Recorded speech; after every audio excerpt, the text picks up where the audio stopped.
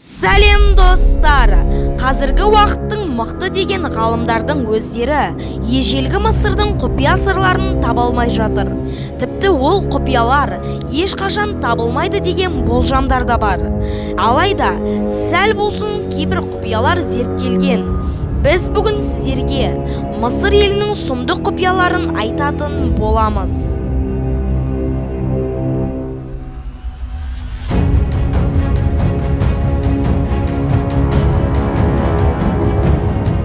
Ежелгі мысырлықтар адам қайтыс болған кезде келесі әлемге саяхат жасайды дегенге сенген. Олар келесі әлемде өмір сүру үшін олардың денесі сақталу қажет деп ойлаған. Әрине, өлгеннен кейін адам денесі ыдырай бастайды.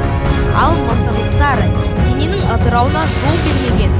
Көбіне олар өлген денені түрлі майлармен майлап, бинтпен орап, осындай безендірілген табытқа салып жерлеген. Бұл процесс мумиялау деп аталған.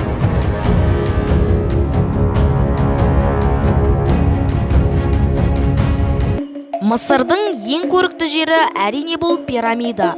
Бірақ пирамиданың сырлары әлі күнге дейін бітер емес.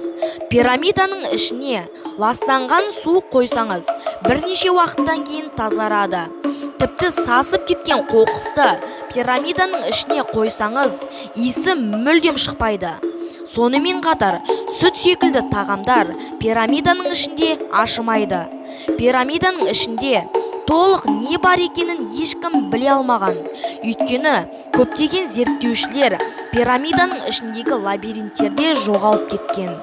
Бірақ ғалымдардың айтуы бойынша пирамиданың ішіне жыл сайын тек 2 рет қана күн сәулесі түсетінін дәлелдеген.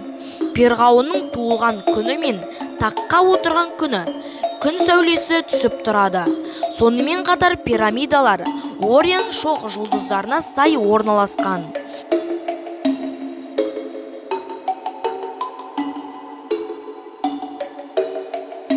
Пирамидаларды өзге ғаламшарлықтар соққан дегенге сенбейміз. Бірақ осындай үлкен пирамиданы құлдардың соққаны да адам сенгісіз дүние.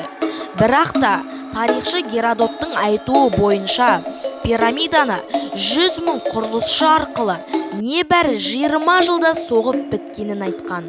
Ал қазіргі ғалымдар 100 000 құрылысшымен 20 жылда емес, кем дегенде 600 жылда соғып бітуі қажет екенін айтқан. Пирамиданы кім соқса да география мен астрономияны жақсы білген екен. Және пирамиданың өте ұқыпты соғылғаны соншалықты 2 блок тастың арасына бір қағаздың өзі әрең сияды.